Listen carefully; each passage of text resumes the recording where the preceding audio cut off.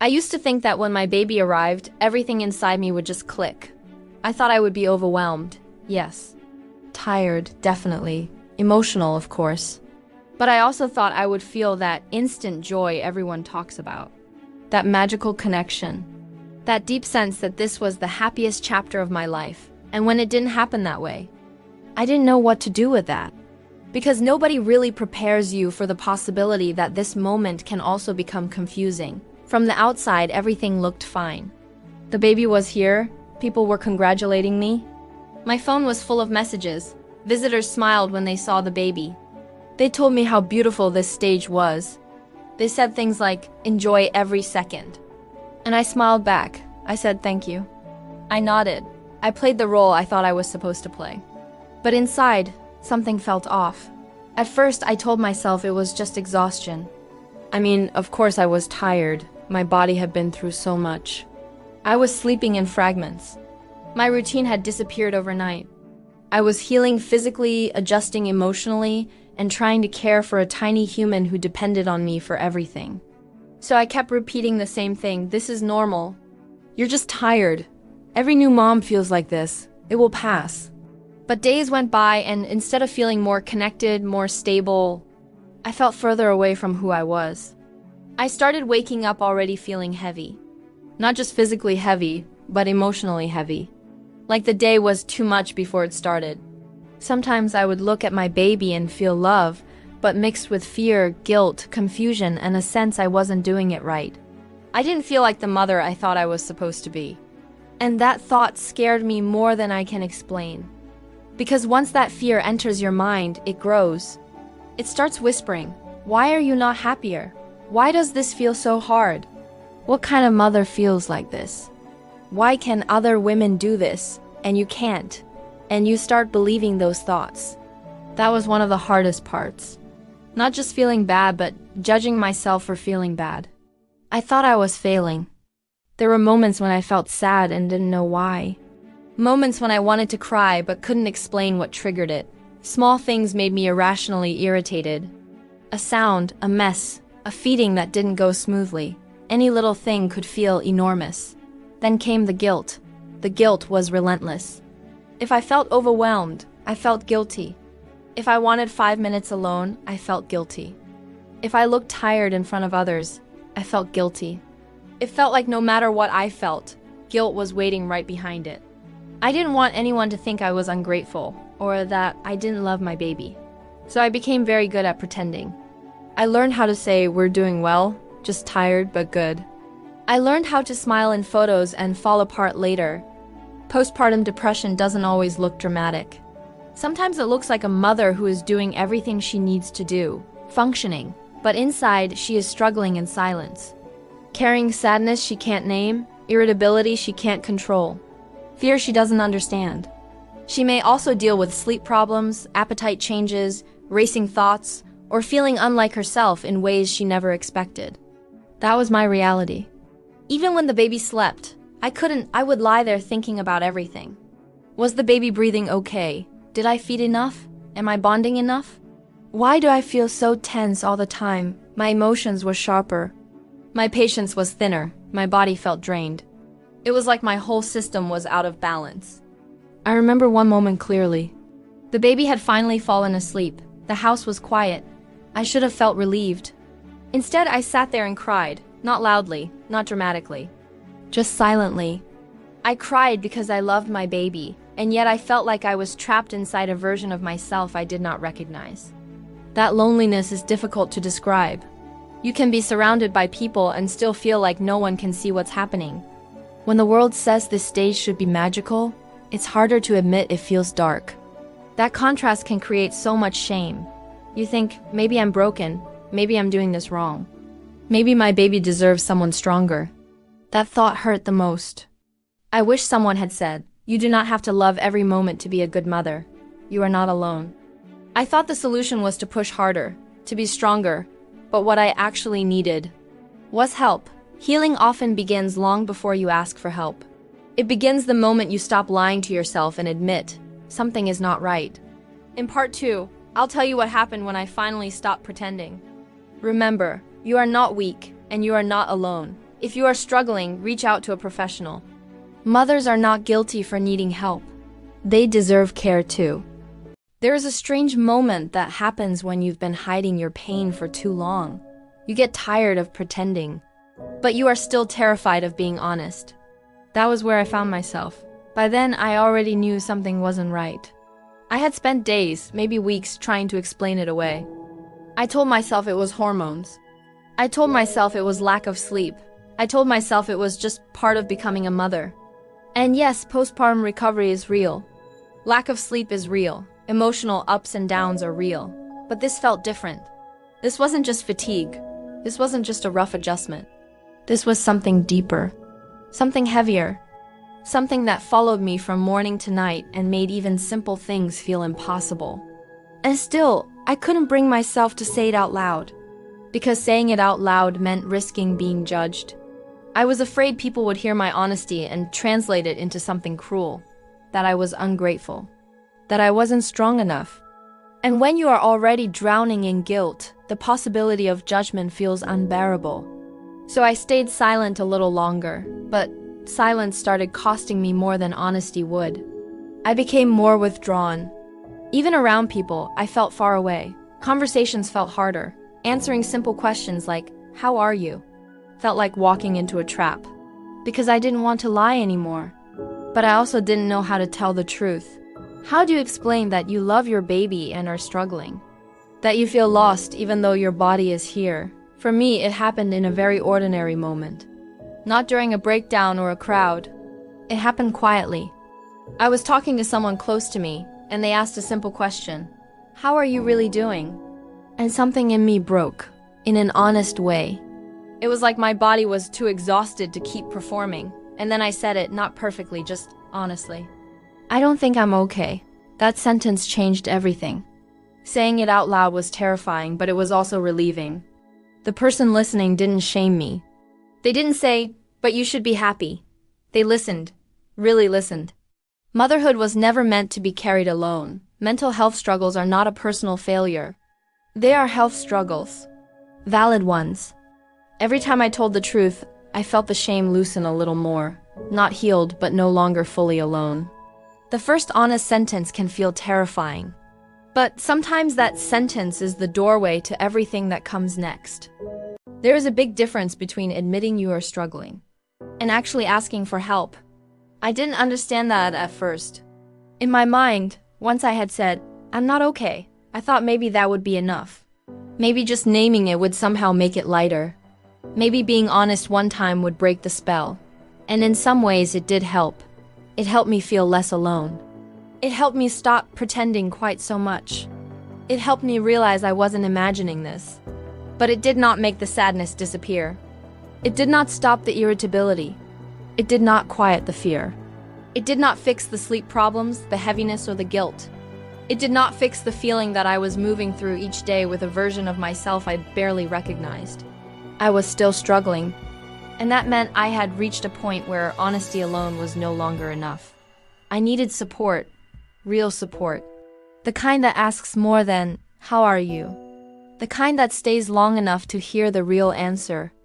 The kind that doesn't just comfort you for a moment, but helps you find your footing again. Still, taking that next step felt incredibly hard. Because asking for professional help made everything feel real in a way I had been trying to avoid. Talking to someone close to me was one thing. A friend, a partner, a family member that still felt private, contained, manageable. But contacting a doctor or a therapist, that felt official. It felt like crossing a line I had spent weeks trying not to cross. I think part of me still wanted this to be something I could solve on my own. I wanted it to be temporary. I wanted it to be simple. I wanted someone to tell me I just needed rest, that I was doing better than I thought, that I would wake up tomorrow and feel like myself again. But deep down, I already knew that wasn't happening. Postpartum depression keeps asking mothers to function while they are falling apart. The baby still needs to be fed. The diapers still need to be changed. The laundry still piles up. People still text. Life keeps moving. And because life keeps moving, mothers often convince themselves they can keep pushing too. That's what I had been doing. Pushing, enduring, minimizing.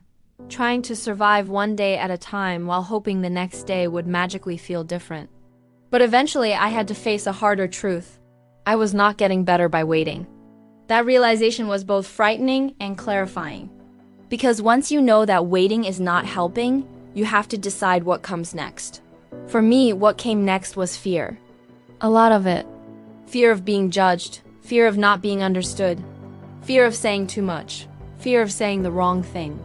Fear that if I opened the door to everything I was feeling, I would not be able to close it again. I was also afraid of what help might mean. Would people think I was unstable? Would they trust me less as a mother? Would I be seen differently? Would I be treated like I was broken? Those fears are so common, and yet they keep so many women suffering in silence. Because when you are already carrying shame, even the idea of help can feel humiliating. But I want to say something clearly here. Needing help is not humiliating. Suffering alone is not proof of strength. Support is not a sign that you are failing. Support is part of how people heal. I didn't fully believe that yet, but I was starting to want healing more than protecting the image. And that shift mattered. I remember sitting there thinking about whether to make that first appointment, feeling like a simple act had become enormous. To someone outside the situation, it might have looked small, a phone call, a message, a request.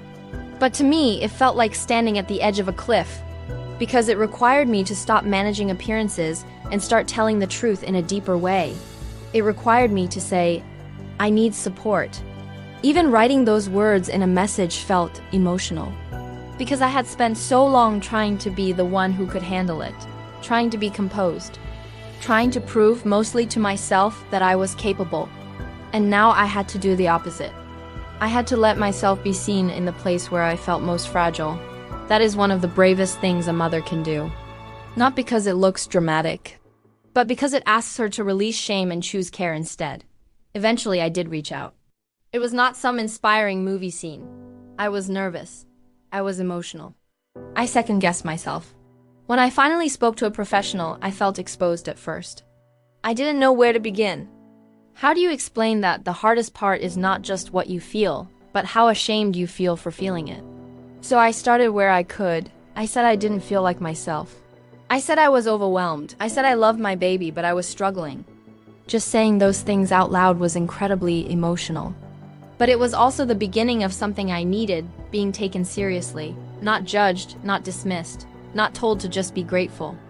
Taken seriously. That can be life-changing. Postpartum depression often convinces mothers that their suffering is either normal, exaggerated, or unworthy of attention. So when someone listens with clinical understanding and compassion, it helps separate truth from shame. This is something treatable. That word mattered to me. Treatable. Because until then, my pain had felt endless, like I was trapped inside it. But hearing that help exists created a small opening in the darkness. Not instant light, but an opening. And an opening is enough to begin. I also started letting my family in more. Even loving families do not always know what postpartum depression looks like. Part of asking for family support meant explaining what I was going through in a more honest way. Not just saying, I'm tired, but saying, I'm having a hard time emotionally. That kind of honesty can feel vulnerable, especially if you are afraid of being misunderstood. And there were people who did show up in ways I needed. People who listened. People who stayed with me in the discomfort. People who helped with the baby, with the house, with meals, with the invisible weight of daily life. That support made a difference. Because healing from postpartum depression is not just about one conversation. It is also about reducing isolation, reducing overload. It is about creating enough space for her nervous system, mind, and body to begin recovering. For me, one of the hardest things to accept was that I needed both emotional and practical help. I needed someone to lighten the load. But the truth is, no one should have to do all of it alone. Support should not be a reward for coping well. Support should be part of care from the beginning. As the days went on, something slowly began to change. Not all at once. I had language. I had support. I had people who knew. And that began to weaken the belief that I was trapped forever. I stopped seeing help as proof that I was inadequate. I began to see it as an act of care. A decision to protect myself. When a mother believes that asking for help can support both her and her baby, it becomes easier to take that step. Healing began when I let people help me while I was still hurting. When we make the appointment, when we tell the truth. Postpartum depression is treatable. Reaching out to a doctor or trusted person can be an important step. You are not alone. Asking for help did not make me a bad mother. It helped me stop suffering alone.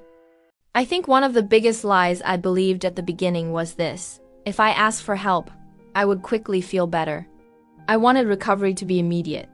I wanted one conversation, one appointment, one honest breakthrough to lift the weight off my chest and return me to myself. But healing did not arrive like that. It came slowly, quietly, in pieces. And at first, that was hard to accept. Because once you finally ask for help, part of you hopes that the hardest part is over. You hope the relief will be obvious. You hope you will wake up and feel lighter. You hope the sadness will soften, the fear will fade, and the guilt will loosen. You hope the version of you that feels lost will suddenly step back into place. But for me, recovery was not a straight line. It was more like learning how to breathe again after holding my breath for too long. Some days I could feel small changes. Other days it felt like nothing had changed at all. And that was frustrating. Because when you are suffering, slow progress can feel invisible. You don't always notice healing while it's happening. Sometimes all you notice is that you are still tired, still emotional, still overwhelmed, still not fully yourself. But looking back, I can see that healing had already started. It started in the moments when I stopped hiding. It started in the moments when I let someone help. It started in the moments when I chose honesty over performance. That was the beginning. Not the end. The beginning.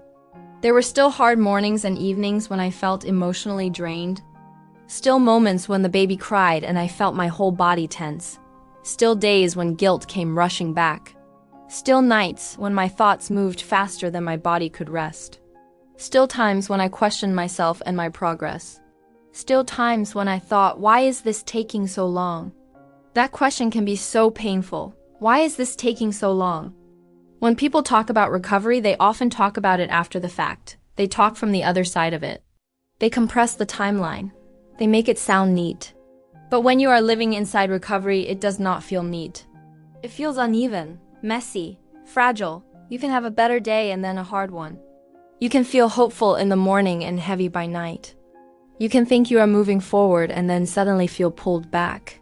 That does not mean you are failing or that help is not working. It often just means you are healing like a human being, not like a machine. That was something I had to learn. Postpartum depression had trained me to distrust myself. So part of healing was not just reducing symptoms. It was rebuilding trust. Trust that a bad day did not erase progress. Trust that feelings could move without defining me forever. Trust that healing could be real. One of the things that helped most was learning to stop expecting myself to perform okay all the time. Healing asks something different from you. It asks you to tell the truth more consistently. Because pretending costs energy you may not have. I needed that energy for recovery. I needed it for rest. I needed it for the baby and for the small, ordinary acts of the day. There were practical things that helped too. Support with the baby. Someone else holding the baby so I could shower without rushing. Someone helping with meals. Someone doing small tasks that made the day feel less impossible. Every layer of support mattered. It matters whether a mother is carrying everything alone. It matters whether she has space to rest. It matters whether someone notices her. Too often, the mother disappears. People ask about the baby's feeding and sleep, while the mother may be silently falling apart. That is why being asked real questions mattered so much. Not just how's the baby, but how are you, really? Sometimes what helped was not advice. It was presence, someone sitting with me without trying to fix me. Postpartum depression fills the mind with cruel thoughts. You're weak. You're not enough. Having outside voices of compassion matters. Real compassion says, this is hard. You are not failing. You deserve support.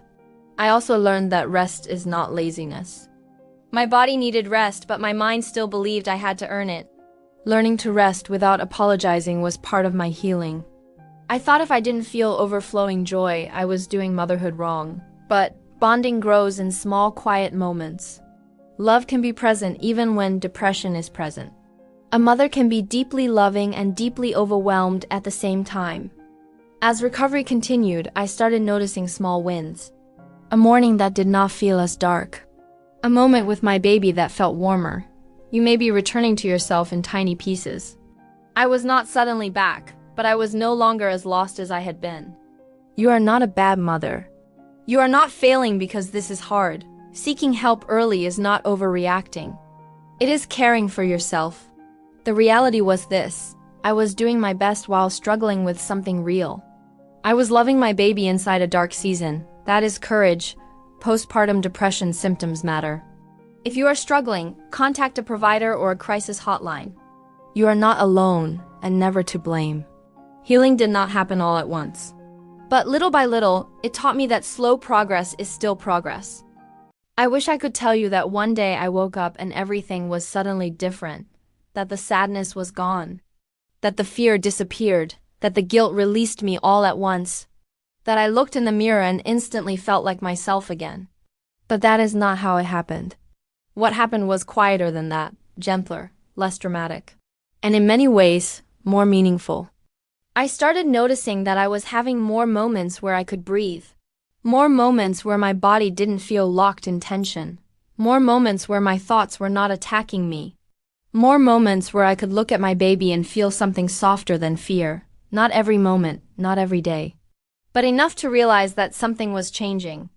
That mattered so much because when you have been living inside postpartum depression, it can feel like nothing will ever change. It can feel permanent. It can feel like this version of you, the exhausted, guilty, overwhelmed version, will stay forever. That is one of the cruelest parts of it. It tries to convince you that pain is your new identity, that this is just who you are. But it was not who I was. It was what I was going through. And little by little, that difference became clearer. I was not broken. I was struggling. I was not failing. I was hurting. I was not a bad mother. I was a mother who needed care too. That truth became one of the most healing things I ever learned. Because for so long, I had confused suffering with personal weakness. I thought if I were stronger, I would handle it better. If I were more grateful, patient, or prepared, then maybe this would not have happened. But postpartum depression is not a punishment. It is not proof that you are unloving or ungrateful.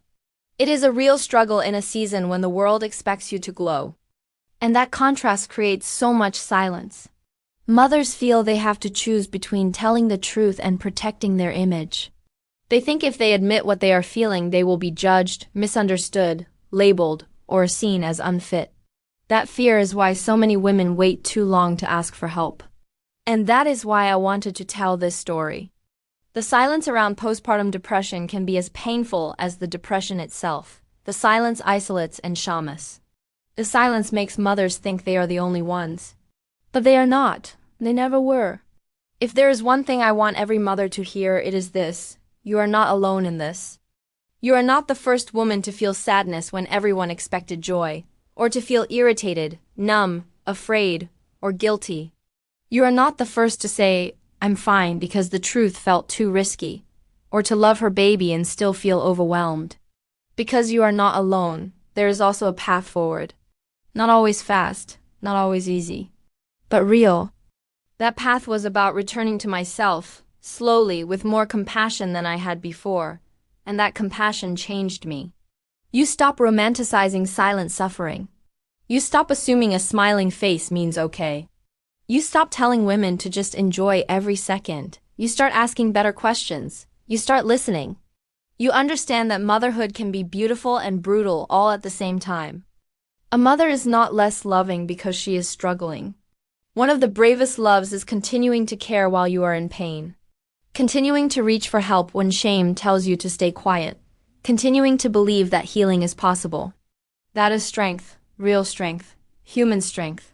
The kind that says, "I do not want to keep suffering alone." I would tell her the truth. I would tell her that she deserves support, that she reflects nothing bad about her love. I would tell her that asking for help is not something to be ashamed of. Why had I believed I deserved less compassion? So many mothers are gentle with others and merciless with themselves. They rush to support others while carrying their own burden alone. Healing asked me to stop. To stop turning pain into self-punishment. To stop treating my needs like inconveniences. Motherhood does not mean you stop being a person who needs care.